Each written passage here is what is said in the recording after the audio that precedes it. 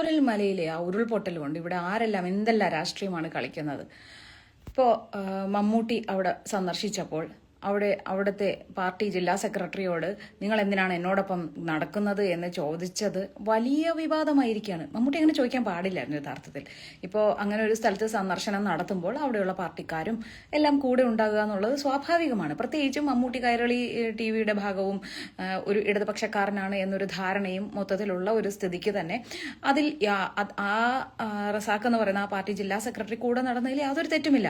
പക്ഷെ അപ്പോൾ മമ്മൂട്ടി അങ്ങനെ പറയേണ്ട ആവശ്യമില്ലായിരുന്നു എന്നൊരു അഭിപ്രായം തന്നെയാണ് എനിക്കുള്ളത്. പക്ഷേ അതിലൊരു കാര്യം, ഇപ്പോൾ മമ്മൂട്ടി അങ്ങനെ പറഞ്ഞതിനെതിരെ ഇവിടെ സഖാക്കന്മാരും സഖാത്തികളും അങ്ങ് എഴുതി അങ്ങ് മറിക്കുകയാണ്. മമ്മൂട്ടിയെ ഇനി പറയാനുമില്ല. മുൻപ് മോഹൻലാലിനെ ഇവരെല്ലാം ചേർന്ന് ആക്രമിക്കുമായിരുന്നു. അപ്പൊ ഈ അടുത്ത നാളിലുണ്ടായ മോഹൻലാലും മുഖ്യമന്ത്രി പിണറായിയും ചേർന്നിട്ടുള്ള ഒരു ഇന്റർവ്യൂ, PR വർക്കിന്റെ ഇന്റർവ്യൂവിന് ശേഷമാണ് മോഹൻലാലിനെ ഒന്ന് ശ്വാസമിടാൻ ഈ സഖാക്കന്മാർ സമ്മതിക്കുന്നത്. അതിനു മുന്നേ മോഹൻലാലിനെ കേൾക്കാത്ത വഴികളൊന്നുമില്ലായിരുന്നു. അപ്പൊ ഇപ്പോ മമ്മൂട്ടിയായി പ്രതിക്കൂട്ടിൽ. എന്തുകൊണ്ട് ഒരു പാർട്ടി ജില്ലാ സെക്രട്ടറിയോട് ഇങ്ങനെ ഒരു സെന്റൻസ്, നിങ്ങൾ എന്തിനാ എന്റെ കൂടെ നടക്കുന്നത്, അത് നിങ്ങൾക്ക് വേണ്ടി ഞാൻ വന്നതാണ് എന്ന് മറ്റുള്ളവർ കരുതില്ലേ എന്ന് ചോദിച്ചു.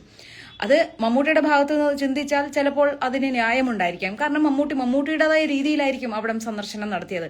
അപ്പോൾ അത് പാർട്ടി തൂക്കി എന്ന് പറയണ്ട എന്ന്, അതായത് ആ പാർട്ടിക്കാർക്ക് വേണ്ടി CPM വേണ്ടി വന്നു എന്ന ഒരു തോന്നൽ വേണ്ട. മമ്മൂട്ടി സ്വന്തമായി വന്നതാണ് എന്ന ഒരു ഇതുകൊണ്ടായിരിക്കാം അദ്ദേഹം അങ്ങനെ പറഞ്ഞിട്ടുണ്ടാവുക. എന്നാലും ക്യാമറയുടെ മുന്നിൽ വെച്ച് അങ്ങനെ പറയുമ്പോൾ അത് അയാൾക്ക് ഇൻസൾട്ട് ആവും. അത് മമ്മൂട്ടി ഓർക്കേണ്ടതായിരുന്നു.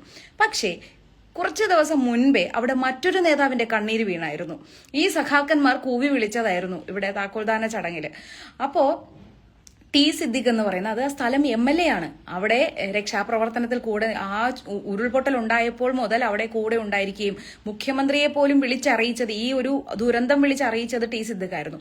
T സിദ്ദിഖിനെ മുഖ്യമന്ത്രി പിണറായി ഇരിക്കുന്ന വേദിയിൽ വെച്ച് സഖാക്കന്മാർ കൂകി വിളിച്ചപ്പോൾ ആർക്കും ഒരു വേദനയും തോന്നിയില്ല.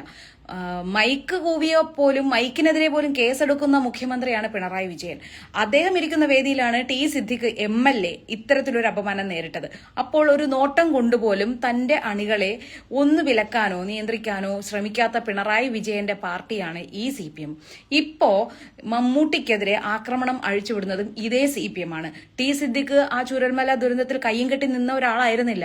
അവിടെ ആൾക്കാരോടൊപ്പം തോൾ ചേർന്ന് രക്ഷാപ്രവർത്തനത്തിന് ഇറങ്ങിയ ഒരു രാഷ്ട്രീയ പ്രവർത്തകൻ, MLA ആയിരുന്നു, ജനപ്രതിനിധിയായിരുന്നു. അദ്ദേഹത്തിനില്ലാത്ത എന്ത് കോപ്പാണ് ഈ റസാഖിന് പാർട്ടി ജില്ലാ സെക്രട്ടറിക്കുള്ളത്? നിങ്ങൾ പാർട്ടിക്കാർക്ക് അയാൾ വലിയ ആളായിരിക്കാം, പക്ഷെ മമ്മൂട്ടിയെ സംബന്ധിച്ചിടത്തോളം അത്രയും വലിയ ദൈവതുല്യനൊന്നും ആയിരിക്കില്ല അയാൾ. അതുപോലെ ഇങ്ങനെ പക്ഷം തിരിഞ്ഞ് ആക്രമിക്കുമ്പോൾ ഒന്ന് ഈ സഖാക്കന്മാർക്ക് ഇപ്പൊ ഫേസ്ബുക്കിൽ മുഴുവൻ എഴുതി മറിക്കുകയാണ് മമ്മൂട്ടിക്കെതിരെ. മമ്മൂട്ടി പറഞ്ഞ ആ ഒരു സെന്റൻസിന്റെ വില ഇത്രയും നാള് തലയിൽ കൊണ്ട് നടന്ന മമ്മൂട്ടിയെ സഖാക്കന്മാർ തന്നെ താറടിക്കുന്ന കാഴ്ചയാണ് ഇപ്പോൾ കാണാനുള്ളത്. ഇപ്പൊ അവർക്ക് മോഹൻലാൽ പുണ്യാളനായി, മമ്മൂട്ടി വെറും നടനായി. വെറും നടനാണ് മമ്മൂട്ടി ഇപ്പോൾ. നേരത്തെ അത് മോഹൻലാലായിരുന്നു. എന്തൊക്കെയായിരുന്നു മോഹൻലാലിനെതിരെ പറഞ്ഞുകൊണ്ടിരുന്നത്? അപ്പോൾ ഒന്ന് മറക്കാതിരിക്കുക. കൊടുത്താൽ കൊല്ലത്തും കിട്ടുമെന്ന് പറയുന്നത് ഇപ്പോൾ കൊടുത്താൽ ചൂരൽമലയിലും കിട്ടുമെന്ന് മനസ്സിലാക്കുക. T സിദ്ദിഖിന്റെ കണ്ണീരിന്റെ മറുപടിയാണ് ദൈവം കൊടുത്തത്. അത് അങ്ങനെ മാത്രം കരുതിയാൽ മതി.